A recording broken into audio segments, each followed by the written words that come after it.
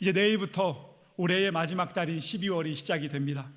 개신교회의 달력이라 부르는 교회력에서는 오늘 주일부터 2025년 대강절이 시작되었습니다. 제 뒤에 플랜카드에 써 있죠.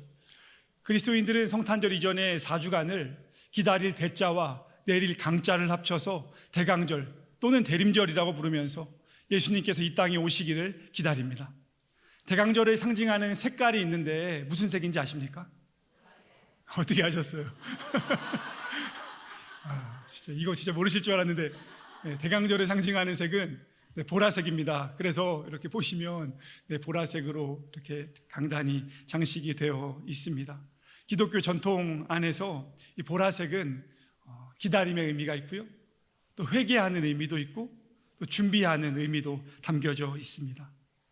대강절에는 예일교회에서는 그동안은 그렇게 하지 않으신 걸로 제가 알고 있는데, 작년에는 제가 그냥 이렇게 넘어갔는데 올해부터는 이 앞에다가 이렇게 초를 세워놓고 불을 붙였습니다. 대강절의 의식 중에 하나가 초에다가 불을 붙이는 것입니다. 어떤 성도님들은 초를 붙이려면 다 붙이지 뭘 하나만 붙여놨냐 하실지 모르겠는데, 대강절에는 4주를 보내고 성탄절을 맞이하잖아요. 그래서 매 주일 초를 하나씩 더 붙이는 겁니다.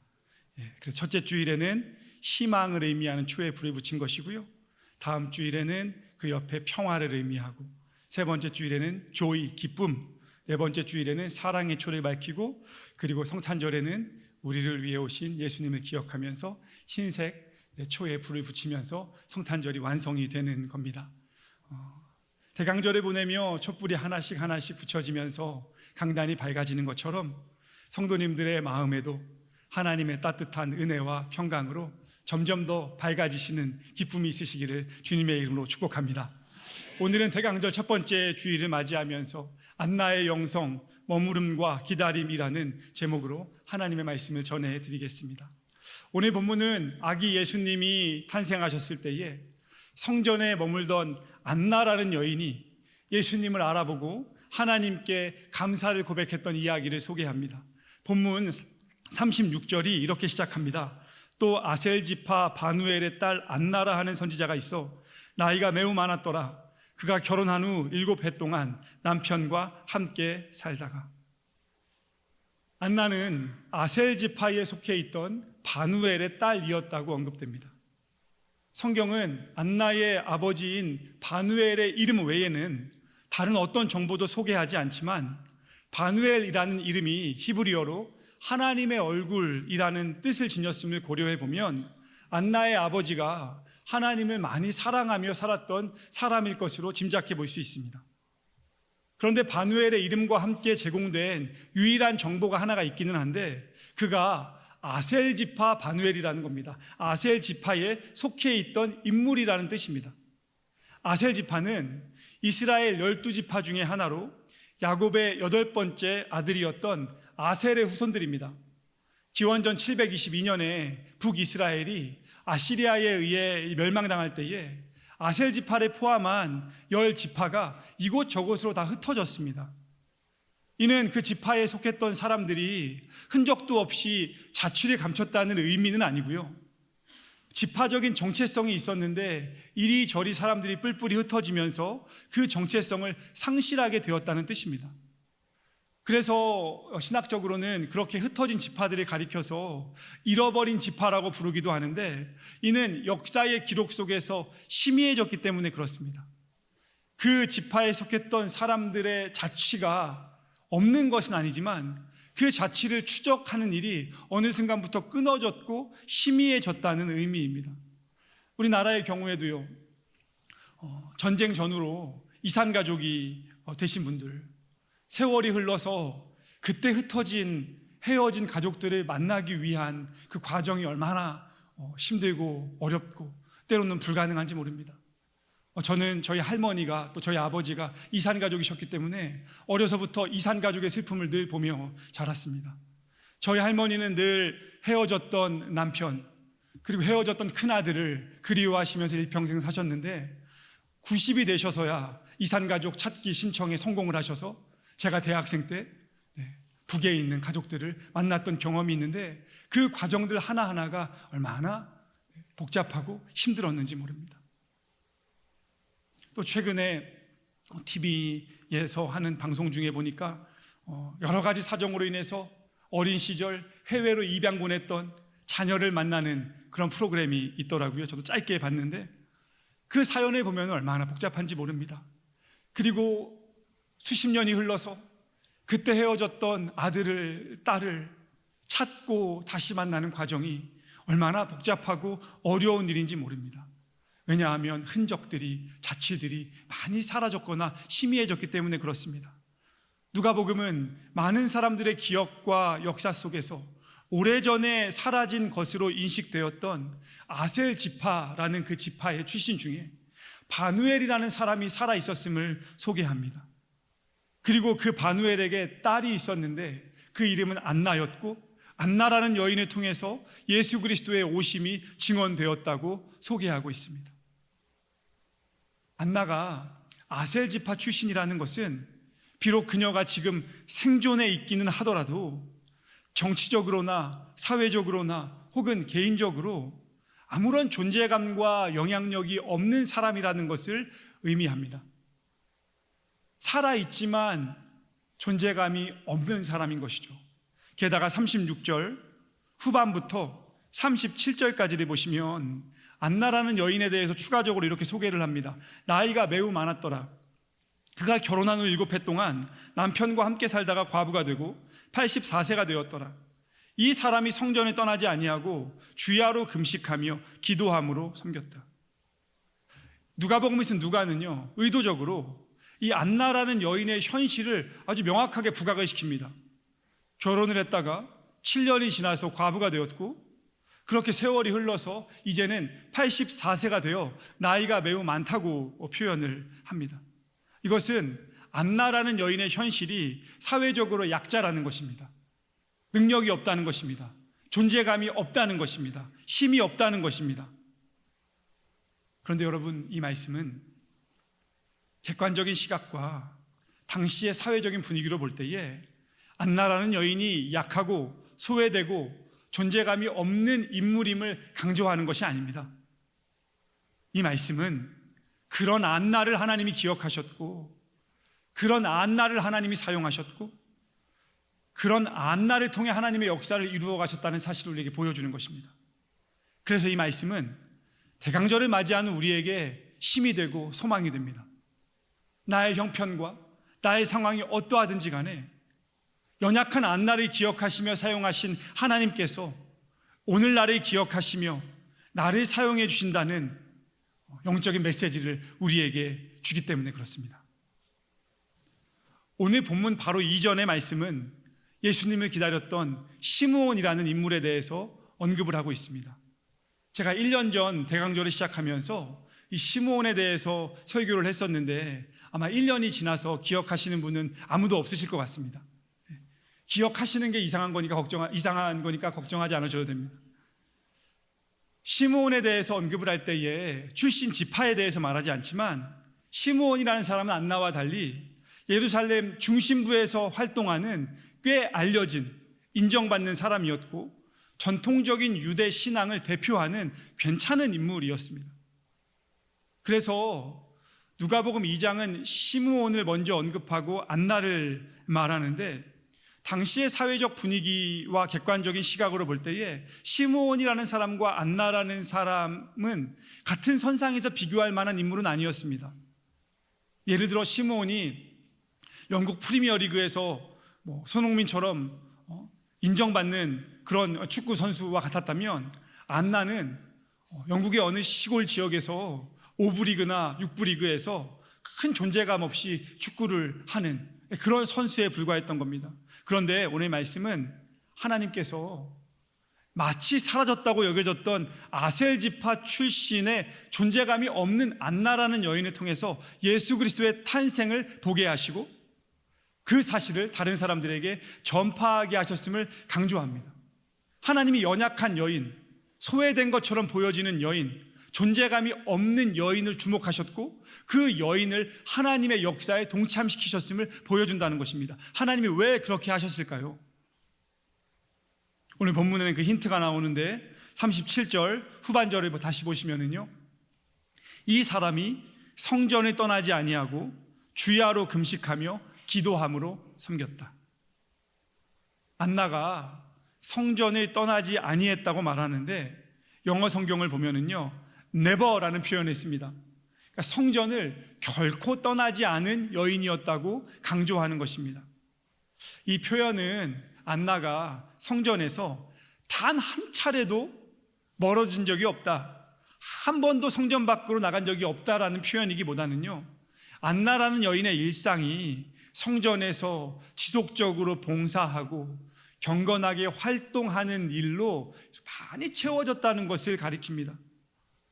그녀의 물리적인 삶의 중심에 성전이 있었다는 것이고, 또 더 나아가서는 그녀의 마음속에 성전이 늘 있었다는 것입니다. 실제로 성전에 머물며 하나님을 섬긴 것도 맞고요, 안나의 마음속에 하나님이 성전 되셔서 늘 그 하나님을 기대하며 기도하며 살았다는 것입니다. 그렇게 안나는 늘 성전에 머무르는 인생이었습니다.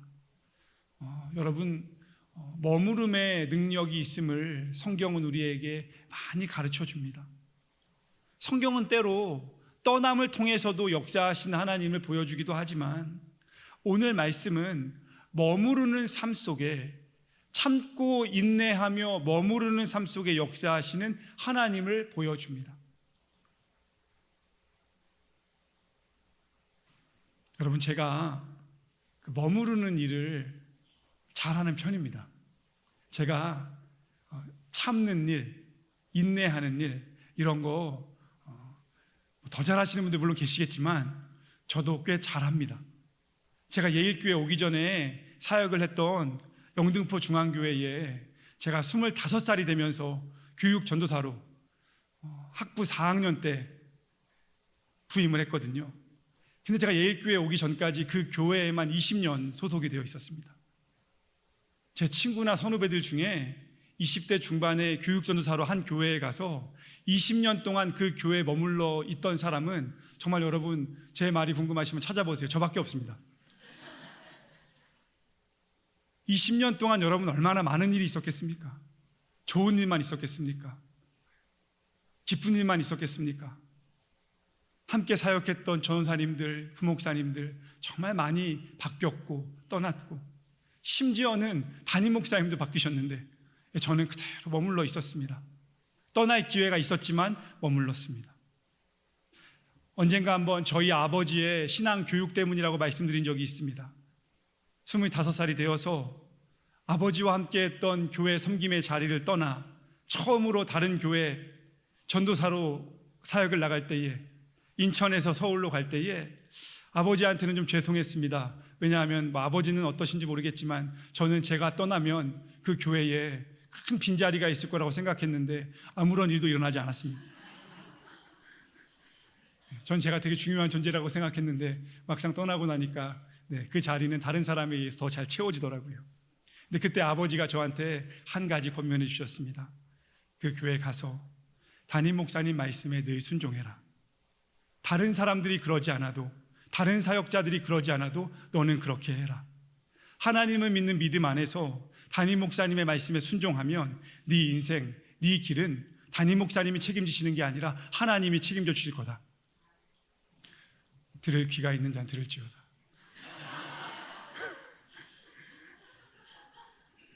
그래서 저는 정말 그렇게 했습니다. 많은 분들이 저에게 왜 목사님은 미국이 아닌 영국으로 유학을 갔냐고 종종 물으십니다. 앞으로도 많이 물으실 겁니다. 그리고 왜 영국에 가서 다른 데로 안 가고 스코틀랜드에 가서 공부를 했냐고 물어보십니다. 제가 부목사 돼서 얼마 되지 않았을 때 담임 목사님이 저를 부르셔서 유학 갈 준비하라고 하셨습니다. 영국으로 유학 가라고 하셨습니다. 그리고 그때 제가 석사 과정을 해야 됐는데 맨체스터 대학교에 가서 석사 과정을 하라고 말씀하셨습니다. 목사님이 말씀하신 시기에, 목사님이 말씀하신 학교에 가서 공부를 하고 돌아왔습니다. 그리고 박사를 시작할 때에 그때 저에게 맨체스터 대학교에 가라고 하신 목사님께서 박사는 스코틀랜드에 가서 하라고 하셨습니다. 그게 너의 미래를 위해서, 또 한국 교회를 위해서 유익이 된다고 하셨습니다. 그래서 주저하지 않고 그 말씀에 순종해서 다른 학교 알아보지 않고 목사님이 알려주신 그 학교에 가서 공부를 했습니다. 그리고 그렇게 목사님의 말씀에 순종하면서 걸어갔던 한 걸음 한 걸음을 통해 하나님께서는 제 삶의 열매를 많이 맺게 하셨는데, 돌아보면 머무름과 기다림의 열매였습니다. 때로는 박차고 나가고 싶었던 적도 있고, 때로는 내 마음대로 하고 싶었던 적도 있고, 때로는 그냥 안 하고 싶은 적도 많았지만, 다시 하나님 안으로 들어와서 머무르고 기다렸을 때에 하나님이 베푸시는 은혜를 제가 많이 경험했습니다. 이런 인생의 굵직굵직한 경험뿐만이 아니라 대학원을 다닐 때도요, 혹은 영국에서 공부를 할 때도요, 혹은 부목사로 사역을 하고 가정에서도요, 머무름의 시간들을 통해서 하나님은 때로는 아주 유쾌하게, 재밌게, 흥미롭게 제 인생 가운데 이런저런 즐거움을 맛보게 하셨습니다. 제가 대학원 시절에 자연과학과 신학이라는 아주 제목만 들어도 따분한 수업을 한번 들었던 적이 있는데, 제가 과학을 너무 못하기 때문에 그 수업을 안 듣고 싶었는데, 지나가다가 만난 어떤 목사님이 누가 자연과학과 신학이라는 수업을 어떤 교수님이 하시는데, 네가 제발 그 수업을 꼭 좀 들어주라고, 수강생이 많이 없는 것 같다고 하셔가지고 제가 어쩔 수 없이 그분이 한 번만 부탁을 들어달라고 해서 그 수업을 들었거든요. 자연과학과 신학. 정말 상상 이상으로 재미가 없었습니다.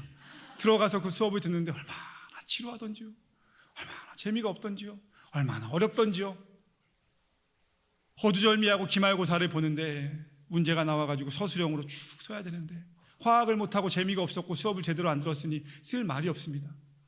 친구들이 먼저 쓴 친구들은 나가고, 더 이상 쓸 게 없는 친구들 나가고, 한 명 한 명 나가다 보니까는 나중에 교수님하고 저만 남았더라고요. 그래서 이걸 어떻게 해야 되나 하는데, 뭐라도 쓰고 싶은데 생각은 안 나고, 교수님이 물어보십니다. 성구가 다 썼니? 교수님, 제가 조금만 더, 한 5분만 써보겠습니다. 5분 지나니까 교수님도 가셔야 되잖아요. 성구가 다 썼니? 교수님, 조금만 더 해보겠습니다. 못 쓰는 것 같은데 그냥 내라고. 그래서 교수님, 제가 조금만 더 해보겠습니다. 답답하셨는지 뭐가 어렵냐고 그러시더라고요. 왜 뭐가 어렵냐? 그래서 제가 이 문제를 도저히 모르겠습니다. 그게 왜 어렵냐고 그러시더니 갑자기 칠판에다가 이렇게 설명을 하시는 거예요. 이거는 지난 수업에서 얘기했는데 이거 이런 거고, 그때 그래프 이렇게 다 보여주시면서, 그래서 제가 시험 날인데 그걸 그대로 받아 쓰고서 그걸 제출해가지고 아주 놀라운 점수를 받았던 기억이 있습니다. 한 번은 이제 교육전도사를 마치고 수련 목회자가 되려면 1년에 한 번 감리교 시험을 봐야 되는데, 성경고사 아주 어렵거든요. 1년에 한 번입니다. 떨어지면 1년 기다려야 돼요. 3명 중에 요즘에도 한 명밖에 못 붙습니다. 합격률이 30몇 %라 목사 되는 거 여러분 보통 일이 아닙니다.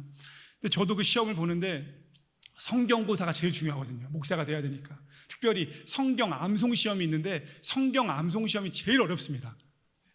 1년 동안 암송해도 이거 성경 암송처럼 어려운 게 어디 있습니까? 그리고 이 문제 내시는 목사님들이 얼마나 문제 어렵게 내는지 몰라요. 아니나 다를까 베다니 교회라는 구로에 있는 교회에서 시험 보는데 암송 시험 어려운 거예요. 옆에서 친구들 선후배들 한숨 푹푹 쉽니다. 하다가 나가요. 못 쓰겠다. 왜냐면 암송은 가만히 있는다고 되는 게 아니지 않습니까? 하지만 저는 그냥 있었습니다. 나가도 할 일도 없기 때문에 그냥 있었어요. 뭐라도 생각나겠지.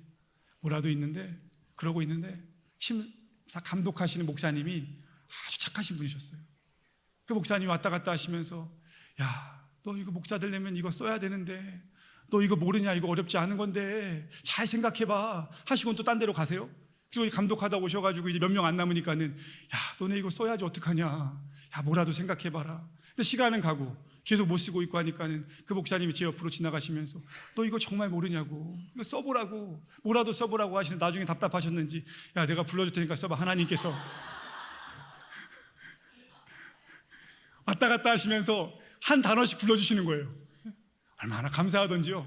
그 목사님 때문에 몇 개 썼습니다. 물론 지금은 법적으로도 그렇고 절대 그렇게 할 수 없지만, 그게 예전에는 아주 시험이 허술하고 어설퍼가지고 목사님들이 어떻게든 전도사들 도와주려고 애를 많이 쓰셨었거든요.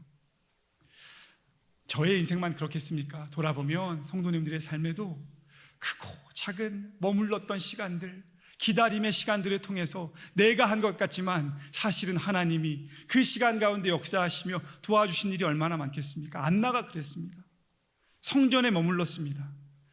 나에게 맡겨진 일들이 있었기 때문에 성전에 머물렀고, 때로는 아무 일도 맡겨지지 않았지만 내가 감당할 수 있는 여러 가지 섬김들을 자발적으로 감당하기 위해서 그곳에 머물렀습니다. 안나라는 여인은 늘 그곳에 있는 사람이었습니다. 거기서 성실하게 신실하게 자신의 일을 감당하는 사람이었고 하나님은 그녀를 기억하셨습니다. 여러분은 지금 어디에 머무르고 계시고 또 무엇을 위해 머무르는 인생을 살아가고 계십니까? 이 말씀은 우리가 반드시 성전 안에만 머물러야 한다고 압박을 하는 것이 아닙니다. 하나님을 믿는 믿음 안에서 하나님 안에 머무르는 삶, 하나님의 뜻을 기다리며 살아가는 삶으로 우리를 초청합니다. 오늘 본문은 또한 안나가 낮이나 밤이나 상관하지 않으며 예배하고 기도하며 금식을 했다고 소개합니다.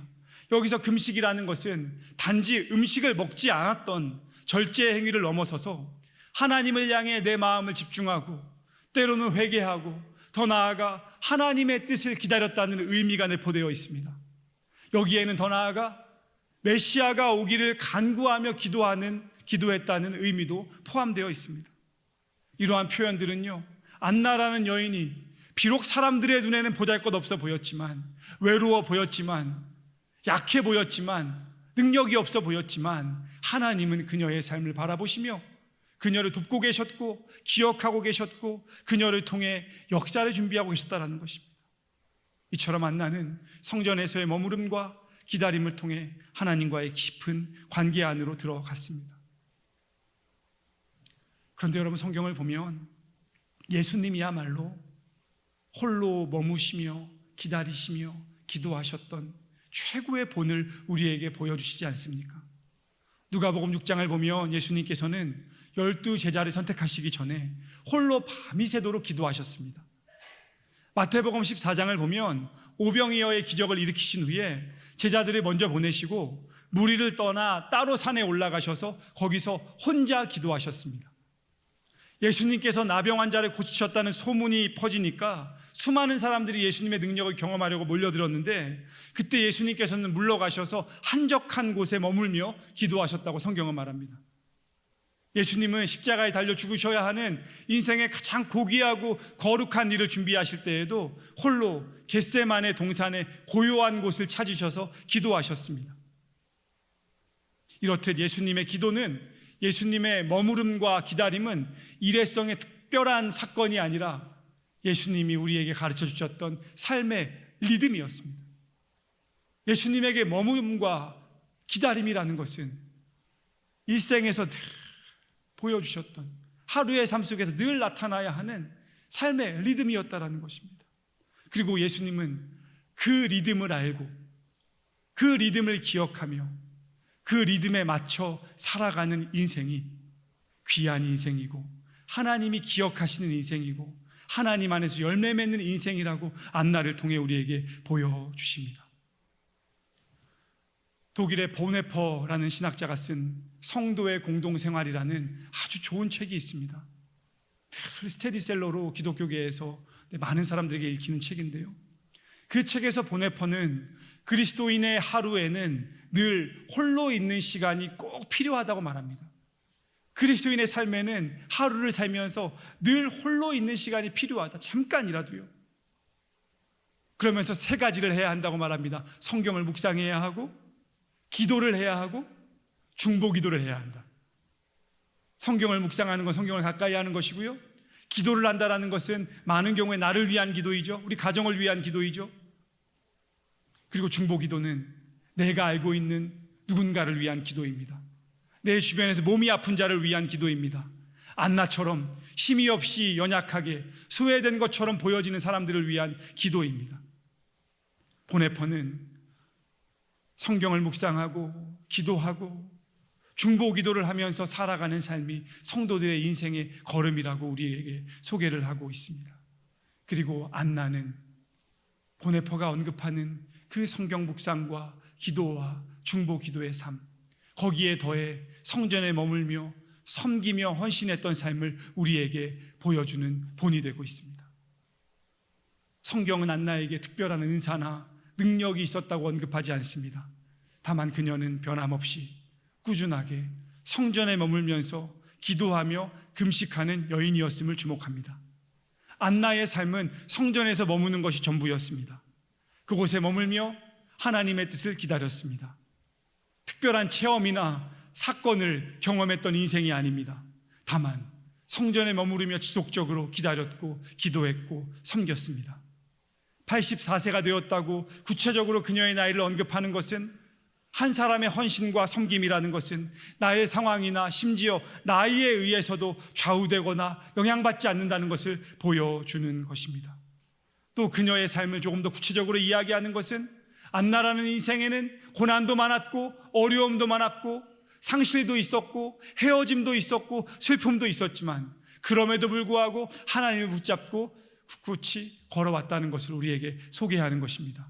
그렇게 살아온 안나의 인생이 하나님께 쓰임받았고 38절 말씀을 통해서 안나는 다른 사람들에게 예수를 소개하는 인생으로 변화됩니다. 38절 마지막으로 함께 읽겠습니다. 시작. 마침 이때에 나와서 하나님께 감사하고 예루살렘의 속량을 바라는 모든 사람에게 그에 대하여 말하니라.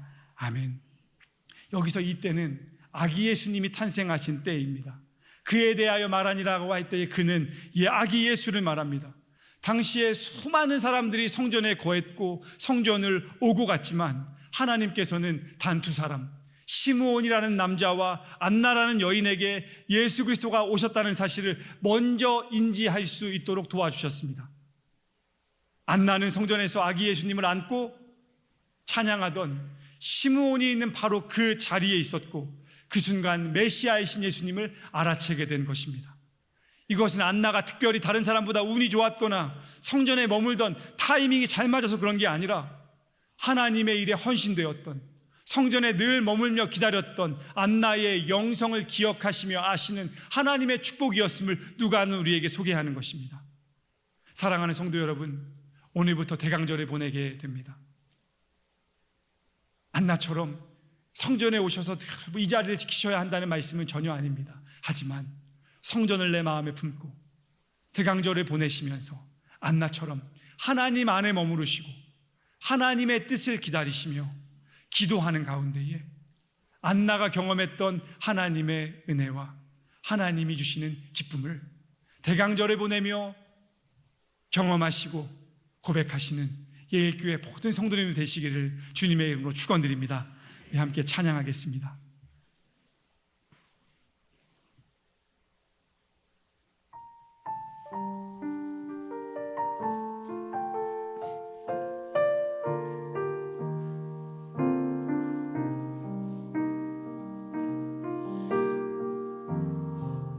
주 앞에 나와 주 앞에 나와 제사리 드리네 마음 열어 내 삶을 드리네 주를 봅니다 끝없는 사랑 날 회복시키네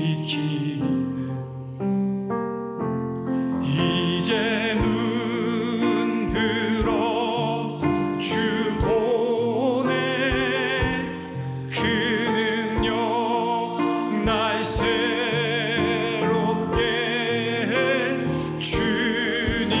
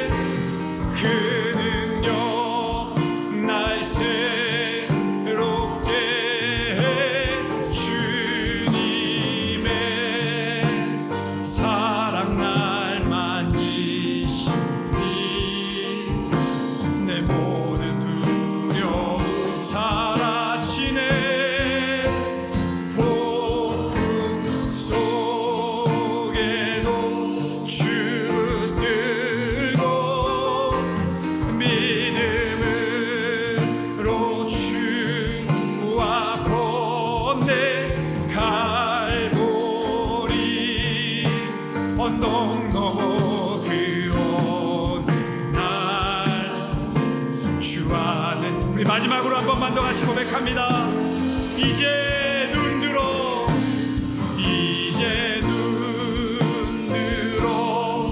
주 보내 그 능력 날 새롭게 해 주님의 사랑 날 만지시니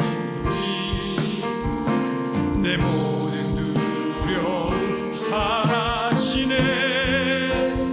폭풍 속에도 주 들고 믿음으로 주와 건네 갈보리 언덕 넘어 그 어느 날 주 안에 온전케 되리. 우리가 지금 함께 부른 찬양에서도 여러분, 우리의 능력은 다른 어떤 것에 있는 것이 아니라 눈을 들어 주를 바라보는 것이 능력이라고 하지 않습니까? 그 능력이 우리를 새롭게 한다 하지 않습니까? 안나는 그 사실을 알았기 때문에 어떠한 상황 속에서도 자신이 경험한 고난들을 다 짊어지고 가면서도 인생의 무게 속에서도 하나님 안에 머물렀고 하나님의 뜻을 기다렸습니다. 찬양의 가사처럼 두려움도 있었고 폭풍도 찾아왔지만 주님을 바라보는 시선을 멈추지 않았고 주님을 붙들고 함께 주님과 걸어갔습니다. 하나님은 그런 안나를 바라보셨고 그런 안나를 기억하셨고 안나에게 무엇이든지 해주고 싶으셨던 하나님께서는 아기 예수님의 탄생을 바라보게 하셨고 그 예수님의 탄생을 제일 먼저 전하는 인생으로 기록에 남겨주셨습니다. 그리고 그 안나의 이야기는 대강절을 맞이하는 우리로 하여금 머무름의 영성과 기다림의 영성으로 초대하며 예수님처럼 안나처럼 시므온처럼 우리도 그렇게 살아가자고 말합니다. 우리 시간 함께 기도하실 때에 하나님 대강절을 보냅니다. 다시 돌아온 2025년의 대강절을 보낼 때에 안나를 기억하면서 예수님의 머무름을 기억하면서 하나님 안에 머무르고 기도하면서 기다리면서 하나님의 깊은 뜻을 발견해 나아가고 실천해 나아가는 12월 한 달 될 수 있게 해달라고, 하나님의 은혜를 구한다고, 하나님께서 그렇게 살아갈 수 있도록 도와달라고, 지켜달라고 우리 시간 통성으로 한번 같이 기도하도록 하겠습니다. 기도하시겠습니다. 하나님 감사합니다. 오늘 우리에게 안나를 보여주셨습니다. 하나님 안나를 통해서 우리의 삶을 초청하십니다.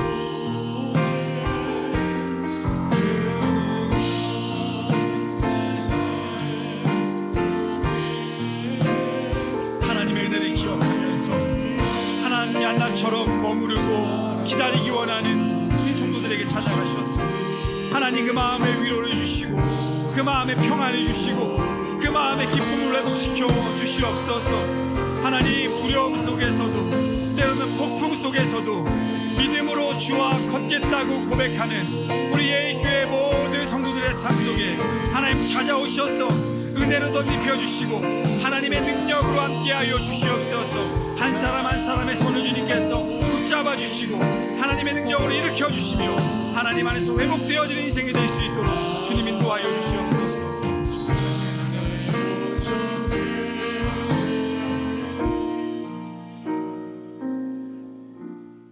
하나님 2025년 대강절 첫 번째 주일 성전에 나와 예배하며 하나님을 생각하고 하나님이 우리를 위해 선물로 보내주신 예수 그리스도를 생각하게 하시니 감사드립니다.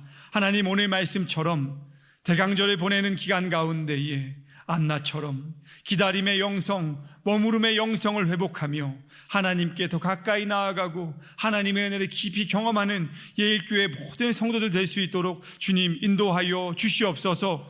두려움과 폭풍 속에서도 주님을 붙들고 믿음으로 주와 함께 걷겠다고 우리가 찬양으로 고백한 것처럼 한 주를 살아갈 때에 우리가 예상치 못한 어려움들도 만날 수 있고 우리의 삶 속에 여러 가지 고난들, 문제들 찾아올 때도 있지만 시므온처럼, 안나처럼, 그리고 우리에게 인생의 모범을 보여주신 예수님처럼 하나님 안에 머무르고 기다리고 기도하면서 하나님이 마침내 우리에게 허락하실 열매를 기대하며 살아가는 우리 모두가 될 수 있도록 주님 인도하여 주시옵소서. 이 시간 대강절 첫 번째 주일 예배에 나오며 주님 앞에 예물 드리는 손길들 주님께서 기억하여 주시고 그 예물과 함께 지난 한 해를 돌아보며 새로운 한 달을 준비하며 하나님의 은혜와 하나님의 도움을 구하는 모든 손길 가운데 하나님께서 찾아가셔서 만져주시고 회복시켜 주시고 새롭게 하시고 은혜를 베풀어 주시옵소서. 예수 그리스도의 이름으로 기도드립니다.